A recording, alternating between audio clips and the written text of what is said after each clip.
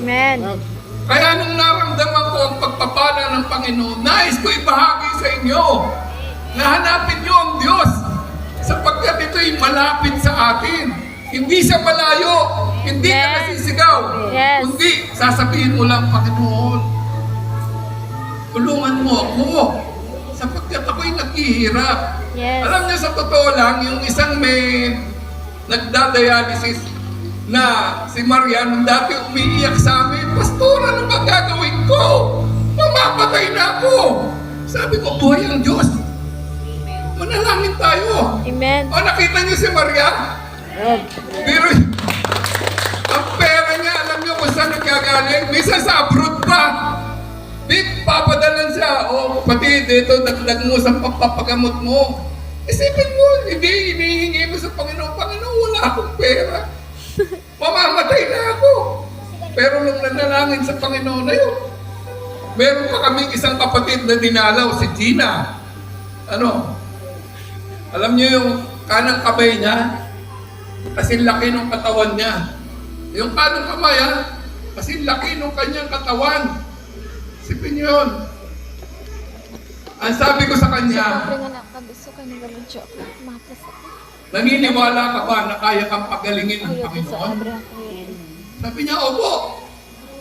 Manalangin tayo. Nanalangin kami. Alam niyo po yung paa niya, namamaga yun. Lahat, halos hirap na hirap siyang pumilos.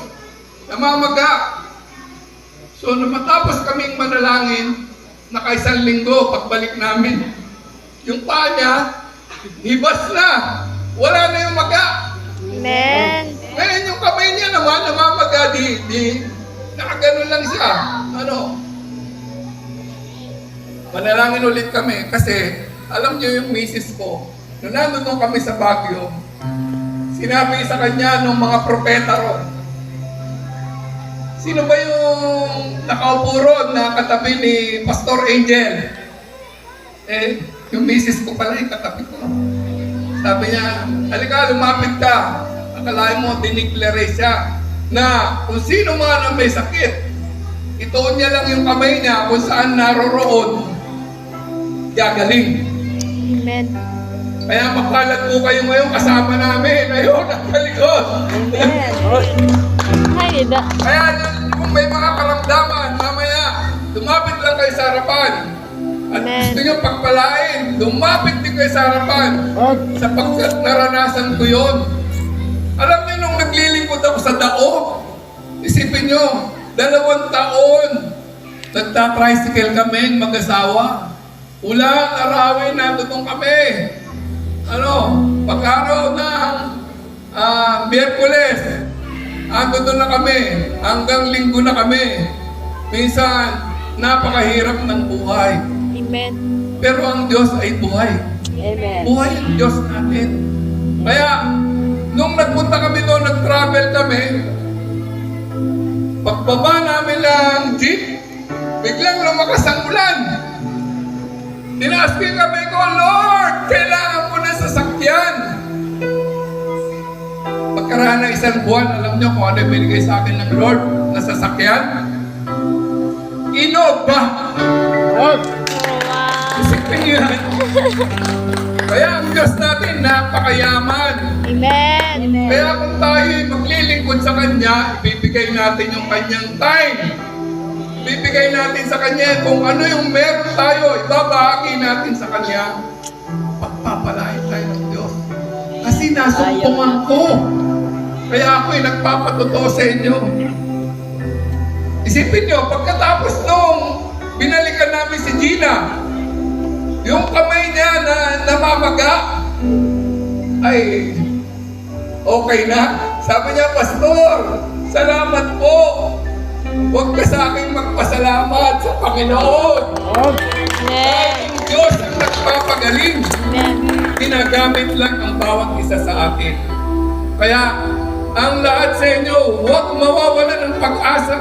Amen. Kung kayo'y naghihirap o yung kasalanan nyo hindi matanggal-tanggal, lumapit kayo sa Panginoon. Amen. Kasi binigyan tayo ng buhay ng Panginoon, masagalang buhay.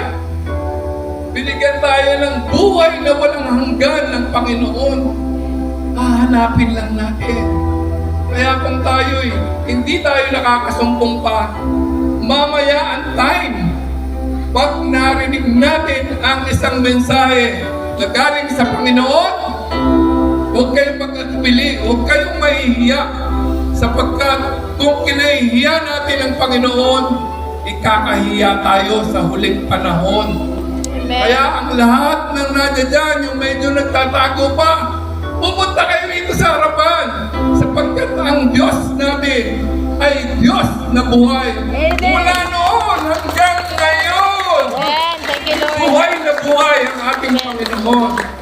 Kaya salamat sa inyo na tinanggap nyo kami upang magkaroon tayo bawat isa ng buhay na walang hanggan. Amen. Ito'y kaloob ng Diyos magpakailanman sa ating nananampalataya at naniniwala at nagtitiwala sa Panginoon. Amen. Amen. So, baka mamaya wala na akong masabi pa, no? Humahaba ang oras. Pero, mamaya may mapapakinggan pa kayo. Noong dati, farmers lang siya. Pero ngayon, multi-million!